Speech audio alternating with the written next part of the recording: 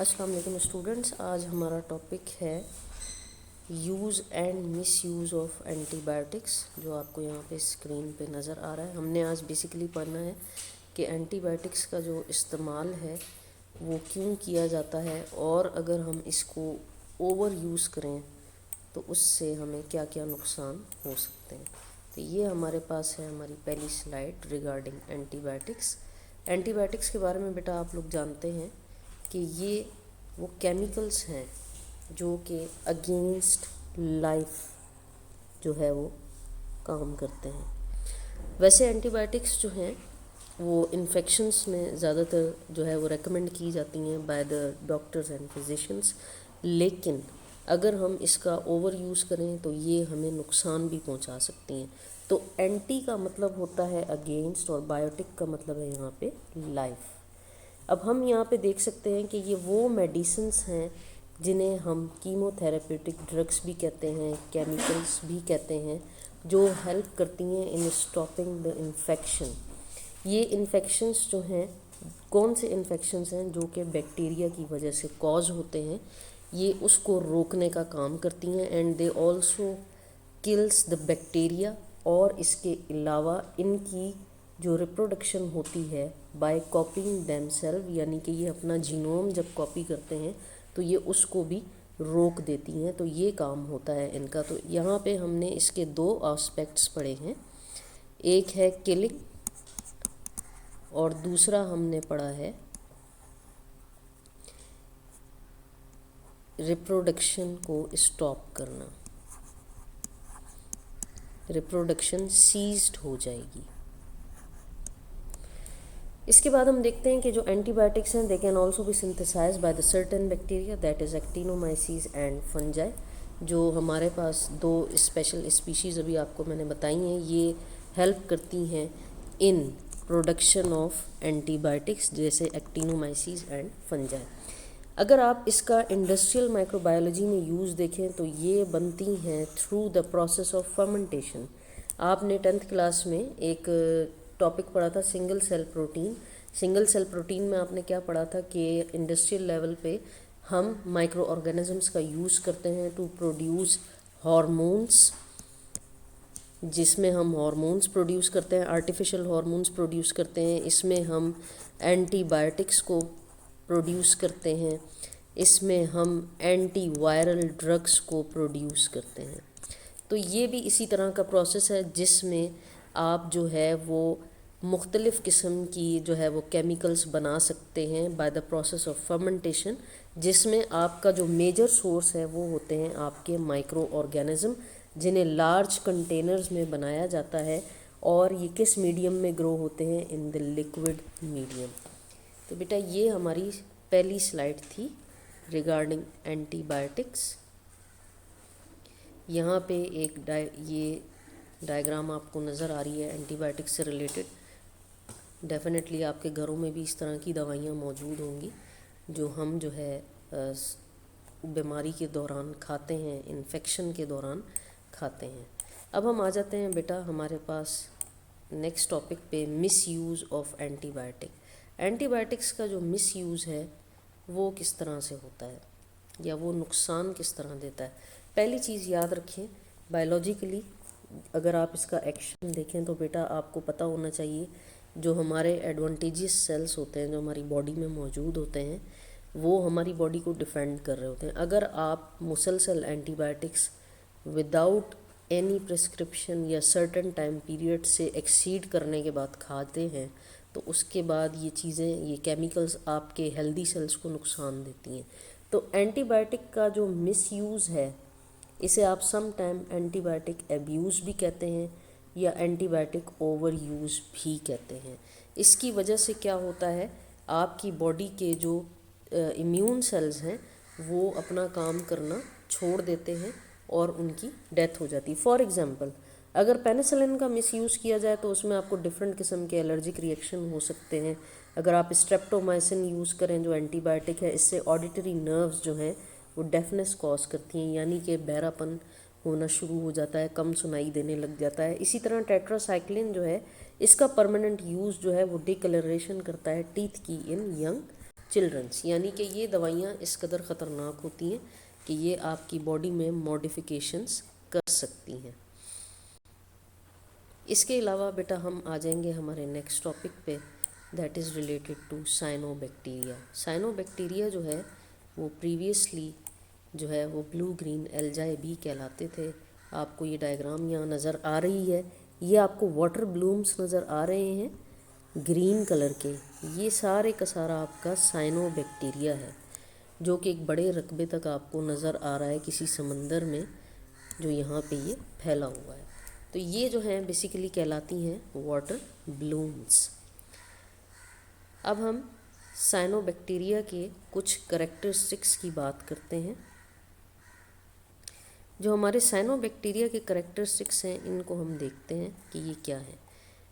इसमें सबसे पहले हमारे पास ये स्लाइड मौजूद है जिसके बारे में हम अभी डिस्कस करते हैं। बेटा क्योंकि ये ब्लू ग्रीन एल्जाई होती हैं, इसी वजह से हमें इनको जो है वो ब्लू ग्रीन एल्जाई हम इनको इसलिए भी कहते हैं क्योंकि ये फ़ोटोसिंथेसिस का काम करती हैं, और ये बिल्कुल उसी तरह फ़ोटोसिंथेसिस करती हैं जैसे आपके प्लांट्स करते हैं। अब ये प्लांट्स की तरह फ़ोटोसिंथेसिस कैसे करती हैं ये हम देख लेते हैं। मैंने लास्ट टाइम आपको एक टॉपिक बताया था जिसमें हमने फ़ोटोसिंथेटिक माइक्रो ऑर्गेनिजम्स के बारे में बात की थी जो बैक्टीरिया से रिलेटेड थे। उसमें मैंने आपको साइनोबैक्टीरिया के बारे में बताया था। साइनोबैक्टीरिया क्योंकि ऑक्सीजेनिक फ़ोटोसिंथेसिस करता है, ड्यूरिंग फ़ोटोसिंथेसिस ऑक्सीजन को इवॉल्व करता है, इसी वजह से बेटा ये जो है ज़्यादातर जो इसकी फ़ोटोसिंथेसिस मैच करती है आपके प्लांट से। अब आपने एक चीज़ याद रखनी है कि ये जो है आपको ट्रू प्रोकैरियोट्स की फॉर्म में नज़र आएंगे, या ये आपको यूनिसेलुलर फॉर्म में नज़र आएंगे, कॉलोनियल नज़र आएंगे, और इसके अलावा आपको फिलामेंटस फॉर्म में नज़र आएंगे जिसे हम चेन ऑफ सेल्स का नाम देते हैं। तो ये कहलाती हैं चेन ऑफ सेल्स। ट्राइकोम के बारे में याद रखिएगा, it is known as chain of cell which is surrounded by mucilaginous sheath, यानी एक जेली लाइक मास होता है, एक विस्कस मटेरियल है जो इन सेल्स के इर्द गिर्द मौजूद होता है, और जो इसकी वॉल होती है it is similar to like that of gram negative bacteria. और इसके अगर अपेंडेजेस की बात की जाए तो इसमें फ्लैजेला नहीं होता, बल्कि ये क्या करते हैं गैस वेसिकल्स बना के मूव करते हैं पानी के अंदर। अब आप यहाँ पे देख सकते हैं बेटा ये आपको एक चेन नज़र आ रही है सेल की, जो कि आपको साइनोबैक्टीरिया के सेल नज़र आ रहे हैं। कहीं आपको इसका फ्लैजेला नज़र नहीं आ रहा, कहीं आपको इसके फर्दर अपेंडेजेस नहीं नज़र आ रहे जो इसमें मौजूद हों। तो ये क्या करते हैं गैस वेसिकल्स बनाते हैं और उसके बाद ये पुश के ज़रिए पानी के अंदर जो है ये मूव करते हैं। इसके बाद हम चलेंगे हमारी नेक्स्ट स्लाइड पर। इसको अगर आप देखें तो ये भी आपके करेक्टरिस्टिक्स हैं साइनोबैक्टीरिया के। अब हम यहाँ पे देखते हैं बेटा हमारा जो साइनोबैक्टीरिया है, क्योंकि ये फोटोसिंथेटिक है और it resembles to eukaryote because इनके पास होता है क्लोरोफिल ए। और क्लोरोफिल ए क्या है इसके बारे में आपको याद रखना है। Chlorophyll A is a pigment, a chlorophyll, जो कि ऑक्सीजेनिक फोटोसिंथेसिस में इस्तेमाल होता है। ये कौन सी वेवलेंथ को एब्जॉर्ब करता है, वायलेट ब्लू से लेके ऑरेंज रेड लाइट तक जो है ये लाइट्स को एब्जॉर्ब करेगा। इसके अलावा इसके पास एक और सिस्टम है, उसे हम कहते हैं फोटोसिस्टम 2। फोटोसिस्टम 2 क्या है, it is a protein complex जो लाइट डिपेंडेंट रिएक्शंस में इस्तेमाल होता है, और ये ऑक्सीजेनिक फोटोसिंथेसिस में इस्तेमाल होता है, जो ये कहाँ पे होता है thylakoid membrane of plants and some algae and cyanobacteria, ये यहाँ पे मौजूद होता है। आप इसके अलावा एक और चीज़ देख सकते हैं कि ये जो हमारे साइनोबैक्टीरिया हैं ये ऑक्सीजेनिक फोटोसिंथेसिस करते हैं, और इनका जो इलेक्ट्रॉन डोनर है वो बिल्कुल वाटर है, जैसे कि ये प्लांट्स के अंदर होता है। और इसमें एक चीज़ और याद रखें, ये बिल्कुल ऑक्सीजन को लिबरेट करते हैं ड्यूरिंग फोटोसिंथेसिस, जैसे प्लांट्स लिबरेट आउट कर रहे होते हैं। इसके जो पिगमेंट्स हैं बेटा और इसकी जो इलेक्ट्रॉन ट्रांसपोर्ट चेन है it will runs in the thylakoid membrane, और इसके अलावा इन थाइलाकाइड मेम्ब्रेन में आपको कुछ फाइकोबिलिसोम्स भी नज़र आएंगे। फाइकोबिलिसोम्स क्या हैं, दीज आर प्रोटीन कॉम्प्लेक्सेस जो कि 600 पॉलीपेप्टाइड्स पे मुश्तमिल होते हैं, और ये कहाँ पे एंकर्ड होते हैं, कहाँ पे मौजूद होते हैं, इन थाइलाकाइड मेम्ब्रेन। इसके अलावा इसी से एसोसिएटेड एक और पिगमेंट है, इसे हम कहते हैं फाइकोसाइनिन। ये ब्लू फोटोसिंथेटिक पिगमेंट्स का ग्रुप है जो साइनोबैक्टीरिया में मौजूद है, और it is a predominant phycobilin, यानी पहले ये फाइकोबिलिन होते हैं और उसके बाद ये फाइकोसाइनिन में चेंज हो जाते हैं। और इनका क्या काम होता है, they basically perform the role of assimilation of carbon dioxide in the Calvin cycle in photosynthesis. तो ये इसका काम होता है, ये कार्बन डाइऑक्साइड को एब्जॉर्ब करता है। ये हमारे पास करेक्टरिस्टिक आ गए साइनोबैक्टीरिया के। बेटा नेक्स्ट इसका जो करेक्टर है वो हम यहाँ पे देख सकते हैं। इसमें आप देखेंगे जो साइनोबैक्टीरिया होते हैं इनके अंदर फूड किस फॉर्म में स्टोर होता है, इन दी फॉर्म ऑफ ग्लाइकोजन। ये ग्लाइकोजन की फॉर्म में अपना फूड स्टोर करते हैं, जो कि आपको मैं पहले भी बता चुकी हूँ, जो आपकी कार्बोहाइड्रेट्स हैं वो ग्लाइकोजन की फॉर्म में स्टोर हो जाती हैं। इसके अलावा अगर आप इसकी रिप्रोडक्शन देखें तो वो होती है by the help of binary fission. Binary fission is a form of asexual reproduction. इसके अलावा एसेक्सुअल रिप्रोडक्शन की कुछ टाइप्स हैं जो साइनोबैक्टीरिया फॉलो करते हैं, दैट इज़ होमोगोनिया, एकाइनाइट्स एंड हेट्रोसिस्ट। ये जो चीज़ें हैं ये आपके साइनोबैक्टीरिया फॉलो करते हैं फॉर देयर एसेक्सुअल रिप्रोडक्शन। इसके अलावा अब हम चलते हैं हमारी नेक्स्ट स्लाइड पे। हमारी जो बेटा नेक्स्ट स्लाइड है it is related to the characteristics. Economic importance आप देख लें, इकोनॉमिक करेक्टर्स देख लें जो आपके साइनोबैक्टीरिया के हैं। ये जो साइनोबैक्टीरिया है आपका, ये इकोनॉमिकली आपको किस तरह फ़ायदा दे रहा है। सबसे पहले आप इसमें देख सकते हैं ये एक इम्पॉर्टेंट रोल परफॉर्म करते हैं for the reclamation of alkaline soil. Reclamation of alkaline soil का मतलब यहाँ पे ये है कि इसमें आपके जो कुछ एलिमेंट्स इस तरह के हैं जो कि रिमूवेबल होते हैं या एक्सचेंजेबल होते हैं विद अदर एलिमेंट। जैसे कि आप यहाँ पे देख सकते हैं सोडियम जो है वो रिप्लेस हो जाता है कैल्शियम से। ये वाले जो फंक्शंस हैं ये परफॉर्म होते हैं with the help of cyanobacteria. तो साइनोबैक्टीरिया की मदद से हम रिक्लेमेशन ऑफ अल्कलाइन सॉइल कर सकते हैं, हम अपने एलिमेंट्स को एक्सचेंज कर सकते हैं। इसके अलावा हम देखते हैं साइनोबैक्टीरिया के पास होती है बेटा हेट्रोसिस्ट। हेट्रोसिस्ट का क्या काम है, हेट्रोसिस्ट का काम है नाइट्रोजन फिक्सेशन। हेट्रोसिस्ट कैसे बनती है ये देख लेते हैं। ये आपको एक फिलामेंटस स्ट्रक्चर यहाँ पे नज़र आएगा जो मैं सामने स्क्रीन पे ड्रॉ कर रही हूँ। अब आप यहाँ पे देख सकते हैं कि एक बड़ा सेल होता है जो कि आपके पास येलोइश कलर में मौजूद होता है, उसे हम हेट्रोसिस्ट कहते हैं। ये जो हेट्रोसिस्ट सेल्स हैं ये क्या करते हैं, ये बेसिकली नाइट्रोजन की फिक्सेशन करवाते हैं आपके नोस्टॉक में या आपके साइनोबैक्टीरिया में। ठीक है, अब हम यहाँ पे इसका काम देखते हैं। इसका दूसरा काम है बेटा, ये ऑक्सीजन को रिलीज करता है इन इन्वायरमेंट। ये इन्वायरमेंट में आपको ऑक्सीजन रिलीज़ करते हुए नज़र आएंगे। Additionally they are also working as the pollution indicator. इनसे हम पोल्यूशन को इंडिकेट कर सकते हैं इन ए सर्टन एरिया और वहाँ से हम उसे रिड्यूस भी कर सकते हैं। इसके अलावा they shows the symbiotic relationship with protozoa, यानी फाइलम प्रोटोजुआ के साथ जो है ये उनके साथ रहता है, किंगडम फंजाई के साथ भी रहेगा और वहाँ पे ये नाइट्रोजन फिक्सेशन भी करेगा। इसके अलावा इसका ताल्लुक एंजियोस्पर्म्स के साथ भी होता है। आप नेक्स्ट इसमें एक और चीज़ देख सकते हैं कि ये एज अ फोटोसिंथेटिक पार्टनर रहता है विद लाइकेंस। लाइकेंस को लिचेंस भी कहते हैं, लाइकेंस भी कहते हैं। It is a composite organism जो कि एल्जाई और साइनोबैक्टीरिया से मिल के बनते हैं, और जब ये फोटोसिंथेसिस कर रहे होते हैं, जो ये फूड मटेरियल बना रहे होते हैं, इनके साथ रहने वाला जो ऑर्गेनिज्म है वो फ़ायदा ले रहा होता है। एक शेल्टर ले रहा है तो दूसरा फूड की अपनी रिक्वायरमेंट, अपने न्यूट्रिएंट्स की रिक्वायरमेंट को पूरा कर रहा होता है। तो ऐसी चीज़ को हम आगे जाके पढ़ते हैं म्यूचुअलिस्टिक रिलेशनशिप, जो कि फंजाई के साथ भी बनाई जा सकती हैं। तो ये as a photosynthetic partner in the form of lichens मौजूद होगा। इसके अलावा हम आ जाते हैं हमारी नेक्स्ट स्लाइड पे। इसकी एक और इकोनॉमिक इम्पोर्टेंस आप यहाँ पे देख सकते हैं बेटा। ज़्यादातर जो हैं ये वाटर ब्लूम्स की फॉर्म में मौजूद हैं। ये पानी के ऊपर आपको एक गहरे एरिया पे नज़र आ रहे हैं जो मैंने आपको फर्स्ट स्लाइड में दिखाया था। इसके अलावा ये बहुत ही बदबूदार स्मेल भी क्रिएट करते हैं अक्सर आपका गुज़रना अगर नदी नालों की तरफ से हो तो आपको वहाँ से एक अजीब सी अनप्लेजेंट सी स्मेल आती हुई नज़र आती है, जो कि ऑर्गेनिक मैटर की सस्पेंशन से होती है।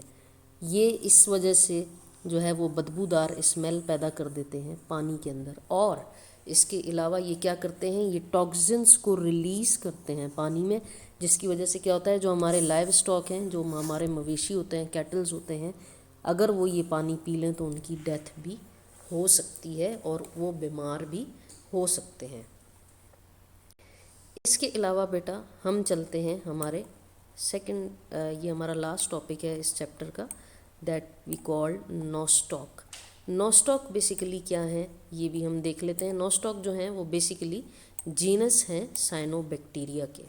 ये साइनोबैक्टीरिया की जीनस कहलाते हैं और ये आपको मुख्तलिफ इन्वायरमेंट्स में मिलते हैं। ये भी कॉलोनीज़ की फॉर्म में एक फिलामेंट के अंदर मौजूद होते हैं, यानी फिलामेंटस स्ट्रक्चर आपको नज़र आएगा इनका, और ये पूरी कॉलोनी बना के एक साथ रहते हैं। ज़्यादातर ये आपको मिलते हैं रॉक्स में, क्लिफ्स में, और इनका मास कैसा होता है, it is a jelly like mass with numerous filaments. अगर आप इसका स्ट्रक्चर देखें बेटा तो इसका स्ट्रक्चर होता है ट्राइकॉम, यानी कि लॉन्ग चेन्स होती हैं। इसमें कोई ब्रांचिंग सिस्टम नहीं मिलेगा आपको, बीडेड शेप मिलेंगी, यानी कि जैसे तस्बीह के दाने होते हैं ये बिल्कुल उस तरह से होते हैं। ज़्यादातर ये स्फेरिकल होते हैं या बैरल शेप होते हैं, बिल्कुल इस तरह से आपको ये ऐसे नज़र आएंगे। अच्छा जी, इसके अलावा हम देखते हैं कि कुछ इंटरवल्स पे इनके पास लाइटिश येलो कलर के हेट्रोसिस्ट हैं, जैसे मैंने आपको पीछे साइनोबैक्टीरिया में बताए थे। इनका भी वही काम है, नाइट्रोजन फिक्सेशन करते हैं और ये अंडर एरोबिक रेस्पिरेशन काम करते हैं। और ये किस टाइम बनते हैं इनके अंदर, जब इनमें नाइट्रोजन फिक्सेशन लैक होने लगती है, नाइट्रोजन ख़त्म होने लगती है, उस टाइम पे ये बनना शुरू हो जाते हैं। बेटा ट्राइकोम के पास एक और जगह होती है, उसे हम कहते हैं हेट्रोसिस्ट। हेट्रोसिस्ट जो हैं ये होमोगोनिया बनाते हैं। होमोगोनिया क्या है, basically these are the motile filaments of cell, और ये ज़्यादातर हेल्प करते हैं इन फ्रेगमेंटेशन में। अभी हम जो नेक्स्ट स्लाइड पे जा रहे हैं वो बेसिकली इसकी डायग्राम से रिलेटेड है, जो ये आपके सामने आ रही है। इस डायग्राम में आप देख सकते हैं कि ये एक नोस्टॉक का फिलामेंट है। अब इस नोस्टॉक फिलामेंट में आपको दो तीन बातें मैं आपको यहाँ पे बता देती हूँ। बेटा ये जो चीज़ आपको नज़र आ रही है, ये जो सेल्स आपको नज़र आ रहे हैं, ये इसके साथ मौजूद है एक और सेल, इसको हम कहते हैं हेट्रोसिस्ट। इनको हम कहते हैं हेट्रोसिस्ट।